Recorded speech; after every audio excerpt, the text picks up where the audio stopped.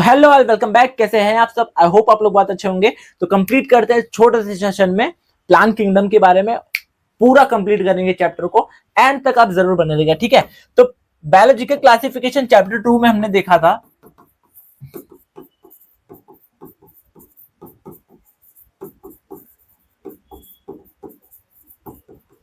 जिसमें से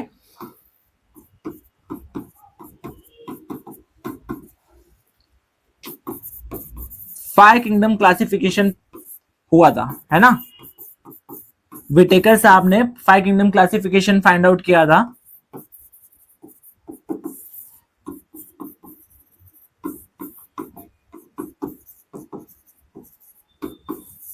विटेकर साहब ने बताया था कि इस जो पूरे प्लेनेट पर ये फाइव किंगडम क्लासिफिकेशन है, मतलब 5 किंगडम में से सारे जो बैक्टीरियाज हैं, प्लांट्स हैं, एनिमल्स हैं, फंगस है, सब कुछ है। तो जिसमें से अब इस लेक्चर में हम क्या देखने वाले हैं? प्लांट्स के बारे में देखने वाले हैं।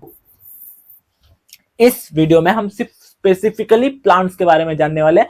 तो अब साइंटिस्ट ने प्लांट्स के बारे में क्या बताया ना, कि प्लांट जो है उसको क्लासिफाई किया गया, उसको बताया कि प्लांट्स के कुछ क्लासिफिकेशंस हैं। कौन कौन से हैं? कि प्लांट्स इन्हीं में से सब पाए जाएंगे। पहला क्या है? अलगी है। दूसरा है टेरिडोफाइट है। तीसरा है ब्रायोफाइट है। चौथा है एंजियोस्पर्म है। और पांचवा है जिम्नोस्पर्म है। ठीक है। तो साइंटिस्ट ने बताया कि प्लांट्स जो है उसके कुछ क्लासिफिकेशंस हैं, और जितने भी प्लांट्स इस पूरे मतलब दुनिया में प्रेजेंट है, सब ये सारे क्लासिफिकेशंस में ही पाए जाएंगे। कौन कौन से? अलगी, टेरिडोफाइट्स, ब्रायोफाइट्स, एंजियोस्पर्म और जिम्नोस्पर्म। ठीक है। और प्लांट के जो है लाइफ साइकिल्स भी इस चैप्टर्स में बताए गए हैं। तो देखते हैं। तो जैसा कि हमने कहा, in the previous chapter we learn about the five kingdom classification जो विटेकर साहब ने बताया था, जिसमें से है मोनेरा, प्रोटिस्टा, फंगाई, प्लांटे और एनिमल। ठीक है। और अब ये चैप्टर में क्या स्पेसिफिकली किंगडम प्लांटे के बारे में अगर हम पढ़ रहे हैं, तो सबसे पहला क्या है? अलगी, जैसा कि मैंने आपको बताया, ब्रायोफाइट, टेरिडोफाइट, जिम्नोस्पर्म और एंजियोस्पर्म। ठीक है। अब due to the large diversity of plants, scientist have used 3 classification system. बहुत सारा, इतनी सारे डाइवर्सिटी प्लांट्स, क्या सारे प्लांट्स हरे दिखते हैं? ठीक है। अब उसमें से हम कैसे पता करेंगे? तो साइंटिस्ट लोगों ने 3 क्लासिफिकेशन सिस्टम्स निकाला। सबसे पहला कौन सा? Artificial classification system. दूसरा नेचुरल क्लासिफिकेशन सिस्टम। तीसरा फाइलोजेनेटिक क्लासिफिकेशन सिस्टम। और अब देखते हैं सबसे पहला हम आर्टिफिशियल क्लासिफिकेशन सिस्टम। इसमें क्या है कि कुछ ऐसे आर्टिफिशियली तरीके से प्लांट्स को पहचाना जाएगा। सबसे पहला क्या है? उसके हैबिटेट से, यानी कि कहां पर वो उग रहा है, शेडी प्लेस पे उग रहा है कि जमीन पे उग रहा है कि पानी में उग रहा है, उसके हैबिटेट से हम पहचानेंगे। उसके बाद उसके कलर से हम पहचानेंगे, उसके नंबर से हम पहचानेंगे, उसको शेप ऑफ लीफ से पहचानेंगे। देखो यहाँ पे सब दिया है कि कहां पर उग रहा है, उसका कलर कितना कलरफुल है, ठीक है, उसके लीव्स कितने हैं, उसके पत्ते कितने, उसकी डंठियां कितनी, ये सारी चीजों से हम पहला आर्टिफिशियल क्लासिफिकेशन सिस्टम में ये पाया गया कि इतने आर्टिफिशियल क्लासिफिकेशन सिस्टम में इससे हम प्लांट्स को आइडेंटिफाई करेंगे। This visible characters were not sufficient to place plant into different group. अब ये सब सिर्फ ये 4 चीजों की वजह से नहीं पता चल रहा था कि कौन सा प्लांट असेक्सुअल है, कौन सा प्लांट सेक्सुअल है, कौन सा प्लांट रिप्रोडक्शन कैसे कर रहा है। तो सिर्फ इससे नहीं पता चल रहा था कि कैसे मतलब कि हो सकता है।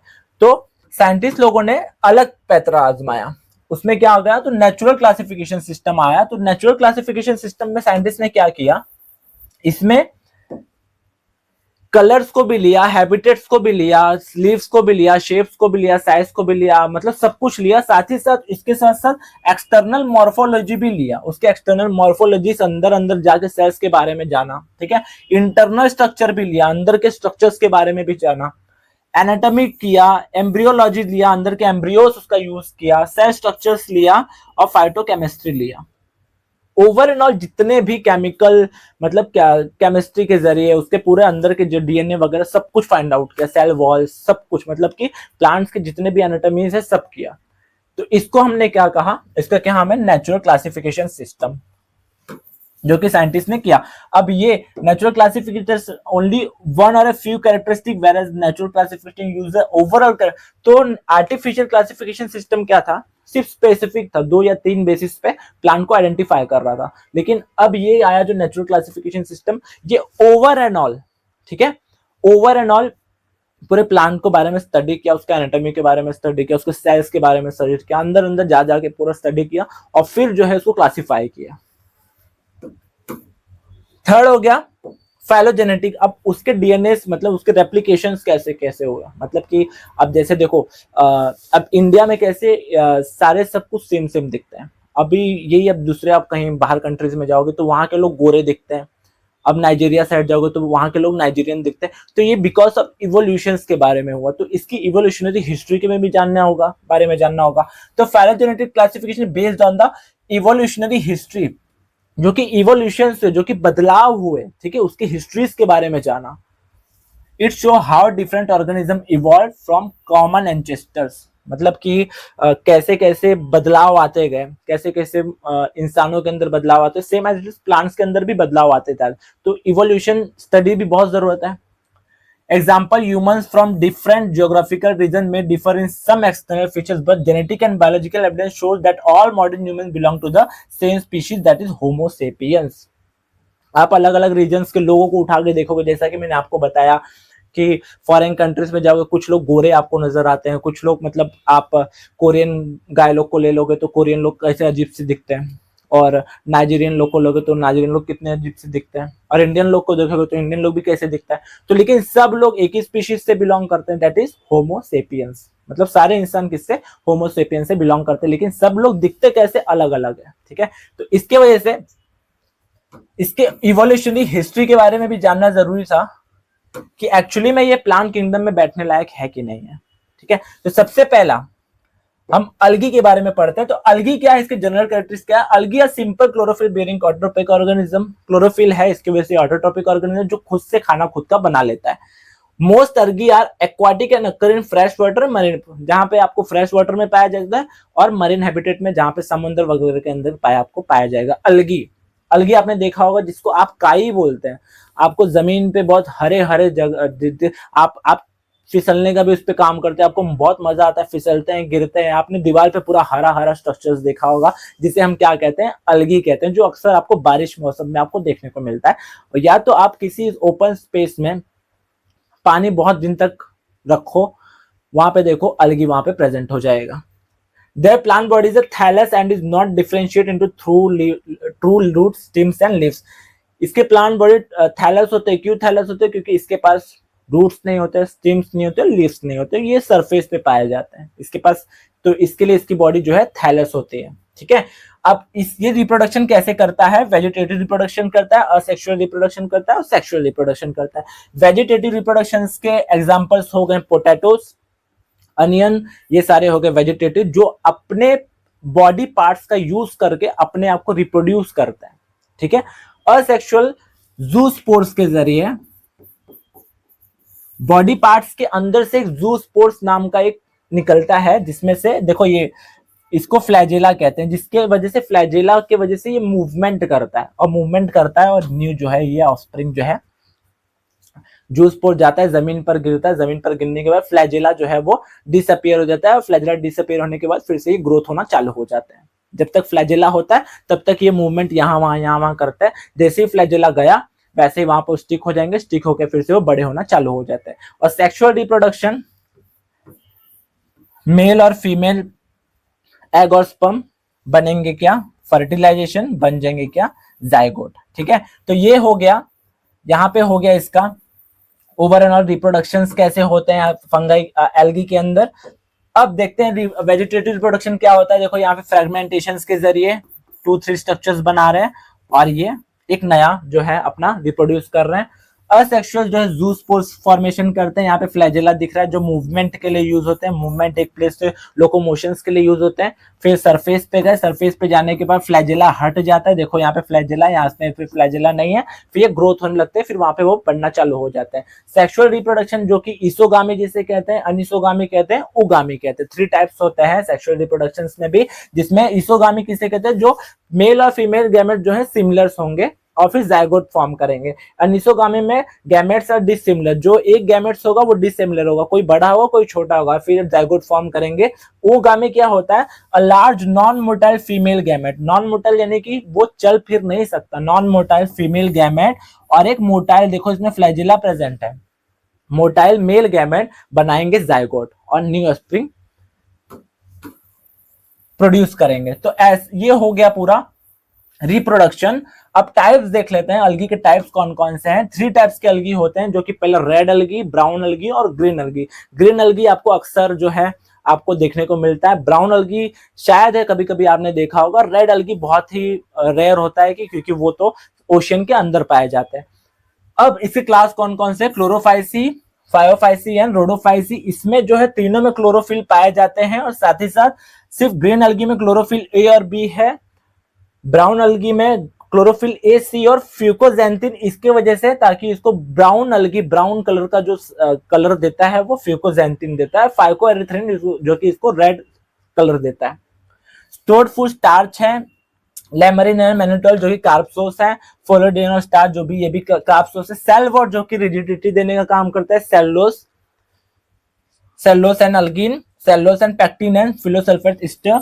एग्जांपल जो है स्पायरोगारा होगा, चारा हो गया, एग्जांपल हो गया एक्टोकार्पस हो गया, डाइकोटा हो गया, लेमिनर सर्गसम, फ्यूकस, एग्जांपल हो गया पॉलीसिफोरा और पोरीफायरा। ये हो गया 3 टाइप्स अलगी के, कौन कौन से, रेड, ब्राउन और ग्रीन। ग्रीन अक्सर आपको देखने को मिलता है, ब्राउन जो है नॉर्मली आपको देखने को मिलता है, और जो रेड अलगी है वो डीप ओशन में आपको देखने को मिलता है, जो कि रेयर होता है, आप शायद ही आप उस चीज को देखे होंगे।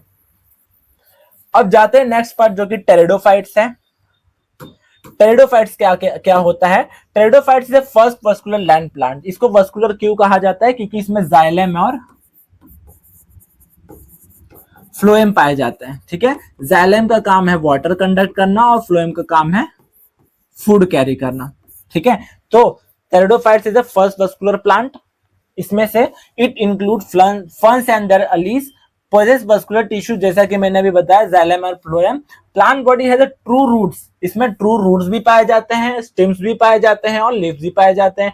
Main plot is sporophyte. Sporophyte क्या है, स्पोर्स फॉर्मेशन, जो स्पोर प्रोड्यूस करता है। Okay, do not produce seeds, therefore called the vascular cryptogams. ये सीड्स को नहीं प्रोड्यूस करता। आप कहते हो सीड्स जब प्रोड्यूस नहीं करता है तो अपना रिप्रोडक्शन कैसे करता है, स्पोर फॉर्मेशन से करता है। अब इसके रिप्रोडक्शन कैसे करता है देख लो। मैच्योर स्पोरोफाइट, यहाँ पे देखो स्पोरोफिल्स यहाँ पे प्रेजेंट है, जो दिख रहा है ना, ये स्पोरोफिल्स प्रेजेंट है। अब ये मियोसिस की जगह स्पोर फॉर्मेशन करेगा। यहाँ पे हैप्लॉइड सेल यानी कि single set of chromosome, prothallus, जो भी यहाँ पे स्पोर फॉर्मेशन होगा, सिंगल सेट ऑफ क्रोमोसोम जाके ये सरफेस पे गिरेगा और ये प्रोथैलस बनेगा जो गैमेट्स को फॉर्म करेगा। उसके बाद ये हो गया मेल, ये हो गया फीमेल। आर्थ्रेडिया जो कि मेल ऑर्गन है, आर्केगोनिया जो कि फीमेल ऑर्गन है। अब ये जो आर्थ्रेडिया हो गया, ये मेल ऑर्गन है, ये मूवमेंट करता है क्योंकि इसका मोटाइल रेट अच्छा होता है, बिकॉज इसमें फ्लैजिला प्रेजेंट होता है। अब जो ये आर्केगोनिया है, इसके पास तक जाएगा कैसे, तो पानी की जरूरत होती है। तो water assisted for fertilization, fertilization के लिए आपको पानी की जरूरत होती है, मतलब कि रिप्रोडक्शन के लिए पानी की जरूरत होती है।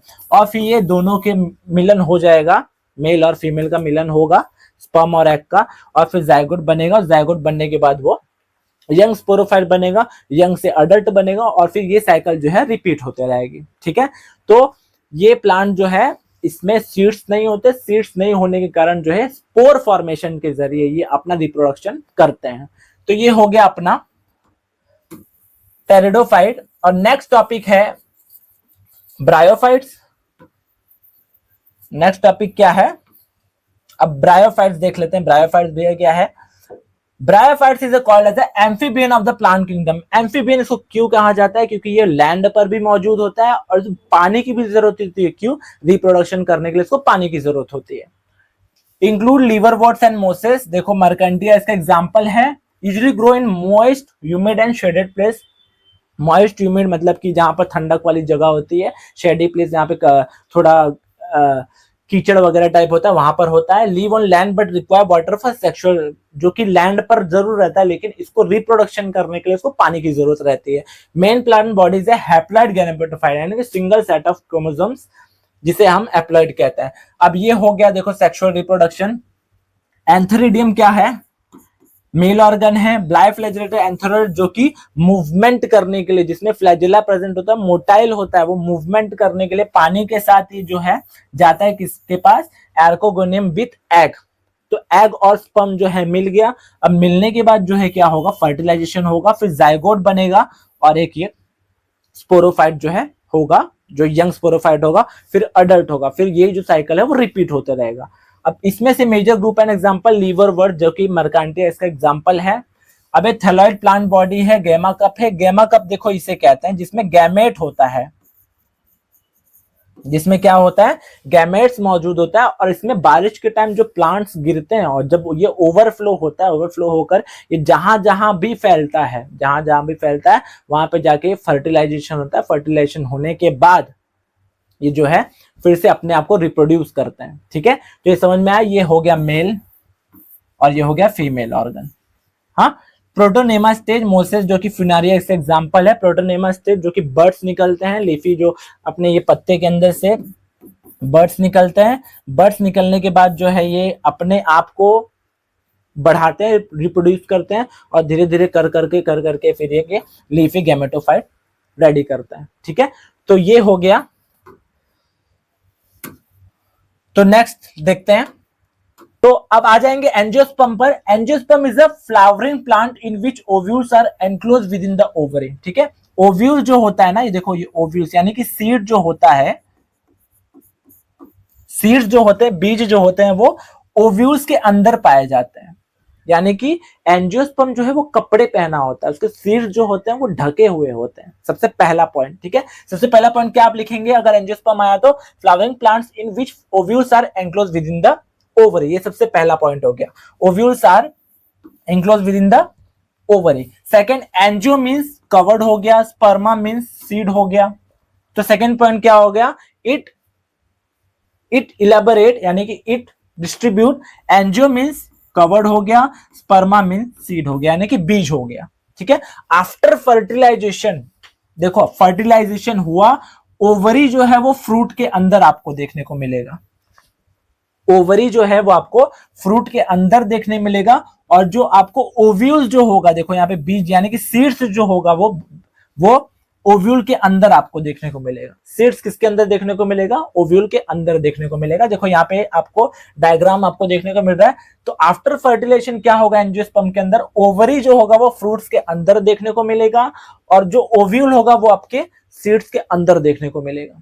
ठीक है, सीड जो होगा वो ओव्यूल के अंदर देखने को मिलेगा। ठीक है, तो अब इसके दो टाइप से कौन कौन से? मोनोकोटिलिडॉन और डाइकोटिलिडॉन। मोनोकोटिलिडॉन मतलब कि सिंगल, जिसमें बीज पाए जाते हैं, और डाइकोटिलिडॉन मतलब जिसमें दो सीड्स पाए जाते हैं।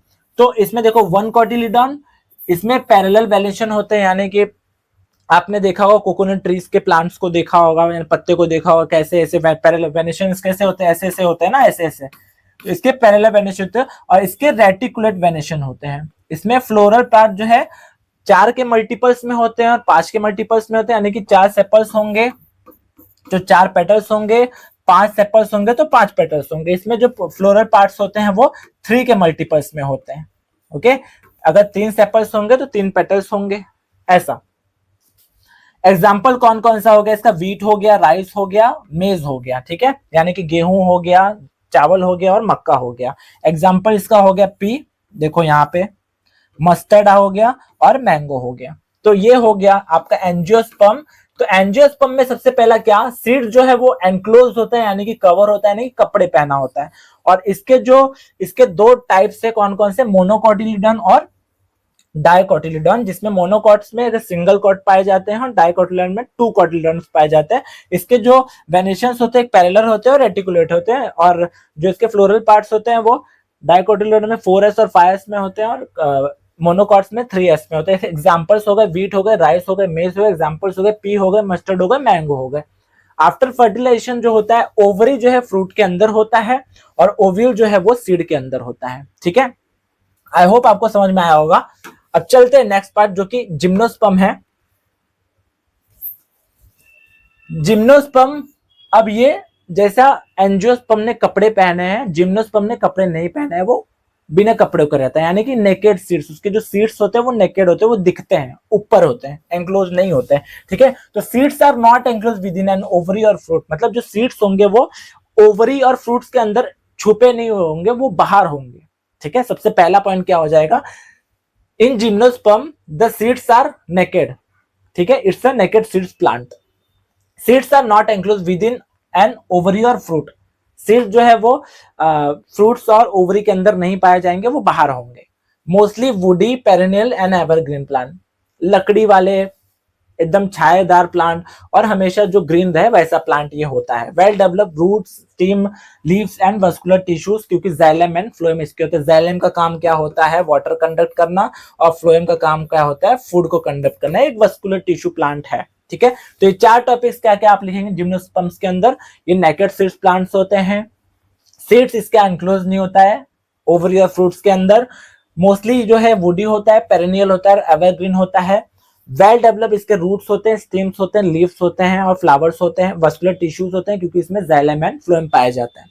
इसको हेट्रोस्पोरस भी कहा जाता है। क्यों हेट्रोस्पोरस कहा जाता है, क्योंकि इसमें दो स्पोर्स पाए जाते हैं, क्या क्या, माइक्रोस्पोर्स और मेगास्पोर्स। इसमें माइक्रोस्पोर्स जो होते हैं वो मेल गैमेट्स होते हैं, माइक्रोस्पोर्स जो होते हैं वो मेल गैमेट्स होते हैं, और मेगास्पोर्स जो होते हैं वो फीमेल गैमेट्स होते हैं, ठीक है। अब ये देखो, ये जो आपको दिख रहा है यहाँ पे टू कोन्स आपको देखने को मिल रहा है, ये मेल कोन हो गया और ये फीमेल कोन हो गया। तो मेल कोन को आप क्या कहते हैं, माइक्रोस्पोरेंजियाट स्ट्रोबिलाइस, ठीक है, और फीमेल कोन को मेगास्पोरेंजियाट स्ट्रोबिलाइस, ठीक है। इसमें देखो ये आपको पोलन ग्रेन्स देखने को मिल रहा है, ठीक है। अब ये पोलन ग्रेन्स जो है यूज होते हैं रिप्रोडक्शन के लिए। यहां पर देखो ये आपके सीड्स आपको नजर आ रहे हैं इसके अंदर, ठीक है। सीड्स इसके एनक्लोज नहीं होते, इसके ऊपर ही होते हैं, ठीक है। तो इसमें दो रिप्रोडक्टिव है, कौन कौन से, मेल कोन और फीमेल कोन। अब ये दोनों में अगर एंजियोस्पर्म और जिम्नोस्पर्म में आपको डिफरेंशिएट करना होगा तो सबसे पहला पॉइंट क्या होगा, जिम्नोस्पर्म में नेकेड सीड्स होते हैं, तो एंजियोस्पर्म में नेकेड सीड्स नहीं होते, सीड्स जो है वो एनक्लोज्ड होते हैं, सबसे पहला पॉइंट। दूसरा क्या हो जाएगा, ओव्यूल जो है ओवरी के इनसाइड होता है, इसमें ओव्यूल जो है एक्सपोज्ड होता है, इसमें फ्रूट फॉर्मेशन होता है, इसमें कोई फ्रूट फॉर्मेशन नहीं होता है, नो ट्रू फ्रूट फॉर्मेशन। इसमें सीड्स जो है वो एनक्लोज्ड होते हैं, इसमें सीड्स जो है वो एक्सपोज्ड होते हैं। ये फ्लावरिंग होता है, ये नॉन फ्लावरिंग होता है, ठीक है। तो यही हो गया एंजियोस्पर्म और जिम्नोस्पर्म में आप चार डिफरेंशिएट आप कर सकते हो इजिली इस मेथड से, ठीक है। तो ये हो गया आपका एंजियोस्पर्म और हो गया ये आपका जिम्नोस्पर्म। अब सेकेंड टॉपिक आप जाते हैं हम, डबल फर्टिलाइजेशन। अब डबल फर्टिलाइजेशन मतलब का दो बार फर्टिलाइज होना है, कि दो एग, दो गैमेट्स, दो बार गैमेट, दो एग सेल, दो एग को दो बार गैमेट मतलब कि दो बार फर्टिलाइज होना, उसको हम क्या कह देंगे, double fertilization. Two fusion event occur inside the same embryo sac, same embryo sac के अंदर दो बार फर्टिलाइजेशन होना, डबल फर्टिलाइज होना, उसे हम क्या कहेंगे, डबल फर्टिलाइजेशन कहेंगे। अभी आपको दिख रहा है यहाँ पे ये पोलन ग्रेन आपको दिख रहा है यहाँ पे, पोलन ग्रेन, इसको हम पोलन ग्रेन कहते हैं, जो मेल रिप्रोडक्टिव पार्ट है, ये आके स्टिग्मा पर आके स्टिक हो जाता है, स्टिग्मा पर आके स्टिक हो जाता है, क्योंकि स्टिग्मा जो है बहुत ही चिपचिपा लेयर होता है, तो वहां पर आके पोलन ग्रेन जो है स्टिक हो गया। अब पोलन ग्रेन यहाँ पर स्टिक हुआ तो क्या बनाया, पोलन ट्यूब बनाया, ठीक है। अब पोलन ट्यूब जो है वो स्टाइल ओवरी और एम्ब्रियो सैक में एंट्री मारा, और यहां पर दो एग इसने डबल फर्टिलाइजेशन में दो एग डाल दिया। अब ये दो एग दो बार फ्यूजन हुआ, दो बार फ्यूजन होके क्या क्या बना, एक जो है सिंगामी बना और दूसरा है ट्रिपल फ्यूजन बना। अब सिंगामी का क्या रोल है, मेल गैमेट और एग, यानी कि ये वाला जो दिख रहा है ना, ये मेल और ये एग जो है वो क्या किया, जाइगोट फॉर्म किया और एक बेबी इम्प्लांट किया, ओके, बेबी प्लांट इम्प्लांट किया। और जो सेकंड वाला एग है उसने क्या किया, मेल गैमेट ने टू पोलर न्यूक्लियस के साथ प्राइमरी एंडोस्पर्म न्यूक्लियस बनाया, जो कि नरिशमेंट देने का काम करता है, यानी कि पालन पोषण करने का काम करता है, किसको, बेबी इम्प्लांट को। आई होप आपको समझ में आ रहा है। तो यही पूरा हो गया डबल फर्टिलाइजेशन, जिसमें से है मेल पार्ट स्टामेन एंड्रोशियम जिसे कहते हैं, फीमेल पार्ट कार्पेल जिसे हम गाइनोशियम कहते हैं, ओके।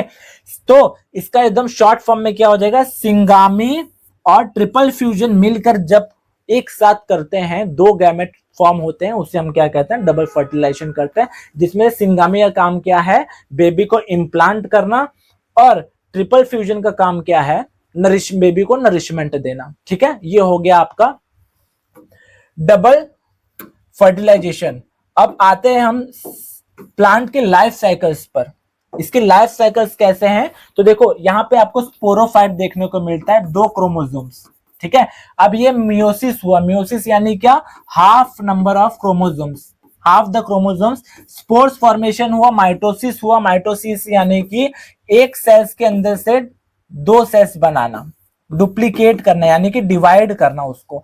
गैमेटोफाइट बना, गैमेटोफाइट फिर से गैमेट्स बना, गैमेट्स बनने के बाद जाइगोट्स बना, फर्टिलाइजेशन हुआ, जाइगोट्स बना, फिर वो फिर से यंग स्पोरोफाइट बना, यंग स्पोरोफाइट बनने के बाद एक अडल्ट स्पोरोफाइट बना, और ये साइकिल जो है वो रिपीट होते रहेगा। तो यही लाइफ साइकिल है अपना प्लांट का। अब इसका जो है हैप्लॉइड, सबसे पहला क्या होता है, एक सेट ऑफ क्रोमोसोम्स को हम क्या कहते हैं, हैप्लॉइड कहते हैं। डिप्लॉइड जो 2 सेट्स ऑफ क्रोमोसोम्स होता है उसे कहते हैं। गैमेटोफाइट जो कि गैमेट्स को प्रोड्यूस करता है उसको हम गैमेटोफाइट्स कहते हैं। स्पोरोफाइट जो स्पोर्स प्रोड्यूस करता है उसको हम स्पोरोफाइट कहते हैं। माइटोसिस यानी कि प्रोड्यूस जेनेटिकली आइडेंटिकल सेल्स, यानी कि एक सेल्स के अंदर से दूसरा सेल्स बनना, उसको हम क्या कहते हैं, माइटोसिस कहते हैं। मियोसिस कहते हैं जो half of the number cells, एक क्रोमोसोम्स को हाफ कर दे, उसे हम क्या कहते हैं, मियोसिस कहते हैं। ठीक है, तो ये हो गया पूरा प्लांट की लाइफ साइकिल हो गई, जिसमें से स्पोरोफाइट है, स्पोरोफाइट, म्यूसिस हुआ, माइटोसिस हुआ, माइटोसिस हुआ, फिर फर्टिलाइजेशन हुआ, फिर जाइगोट बनाया। ठीक है, जाइगोट बनाया, फिर एक बेबी इम्प्लांट यानी कि यंग इम्प्लांट जो है स्पोरोफाइट बनाया, फिर उसने अडल्ट बना, अडल्ट होके वही साइकिल जो है वो रिपीट होते गए। ठीक है, तो ये हो गया प्लांट की लाइफ साइकिल, जिसमें से आपको माइटोसिस और मियोसिस का जो इंपॉर्टेंट रोल है वो देखना बहुत जरूरी है। उसके बाद 3 टाइप्स आते हैं किसके, प्लांट साइकिल की, हैप्लॉन्टिक आ गया, डिप्लॉन्टिक आ गया, और हैप्लोडिप्लॉन्टिक आ गया। तो हैप्लॉन्टिक में क्या होता है, हैप्लॉइड गैमेटोफाइट्स प्रेजेंट होते हैं, यानी कि सिंगल सेट ऑफ क्रोमोसोम्स होते हैं, सिंगल सेट ऑफ क्रोमोसोम्स होते हैं। सिर्फ इसमें जाइगोट जो होता है ना वो डिप्लॉइड स्टेज में होते हैं। ओनली जो जाइगोट होंगे, जाइगोट बनेंगे, यहाँ पे देखो एन यानी कि सिंगल क्रोमोसोम्स हैं, यहाँ पे स्पोर्स भी सिंगल क्रोमोसोम्स हैं, गैमेटोफाइट भी यानी कि गैमेट जो बन रहा है वो भी सिंगल। तो जाइगोट जो होगा सिर्फ वो 2 क्रोमोसोम्स होगा। तो इसका की पॉइंट क्या है, जाइगोट जो होगा वो डिप्लॉइड स्टेज में होगा, रेस्ट ऑल जो है वो हैप्लॉइड स्टेज में होगा। तो इसके लिए इसको जो है क्या कहते हैं, हैप्लॉन्टिक कहते हैं। इसके एग्जांपल्स क्या क्या है, वोल्बॉक्स है, स्पायरोगायरा है, चैलिमुंडानास है। ओके, डिप्लॉन्टिक क्या हो गया, जहां पर 2 नंबर ऑफ क्रोमोसोम्स आपको मिलते हैं। तो इसमें सिर्फ गैमेट जो होता है वो हैप्लॉइड होता है। देखो यहाँ पे देखने को मिल रहा है, गैमेट जो होता है वो सिंगल सेट ऑफ क्रोमोसोम्स होता है, बाकी सब आपको 2n आपको देखने को मिलेगा। देखो 2n 2n 2n, है ना। तो इसमें आप क्या कहेंगे कि ये डिप्लॉइड स्पोरोफाइट होता है, यानी कि 2 सेट्स ऑफ क्रोमोसोम्स होते हैं, 2 सेट्स ऑफ क्रोमोसोम्स होते हैं, जिसमें सिर्फ गैमेट्स होते हैं वो सिंगल सेट्स ऑफ क्रोमोसोम्स होते हैं, यानी कि हैप्लॉइड स्टेज होते हैं। अब देखेंगे हम तीसरा टाइप जो कि हैप्लॉन्टिक और डिप्लॉन्टिक है। इसमें क्या होता है कि बोथ हैप्लॉइड स्टेज और डिप्लॉइड स्टेज दोनों प्रेजेंट होते हैं। आपको इसमें डायग्राम में देखने को मिलेगा, देखो ये सिंगल सेट है, ये डबल सेट है, ये डबल सेट ऑफ क्रोमोसोम्स है, ये सिंगल सेट ऑफ क्रोमोसोम्स है, ये सिंगल सेट ऑफ क्रोमोसोम्स है। ठीक है, तो की पॉइंट क्या हो गया इसका, both haploid and diploid body, plant bodies occur simultaneously, यानी कि दोनों सिंगल सेट ऑफ क्रोमोसोम्स यानी कि हैप्लॉइड और डिप्लॉइड दोनों हैप्लोडिप्लॉन्टिक में होते हैं। ठीक है,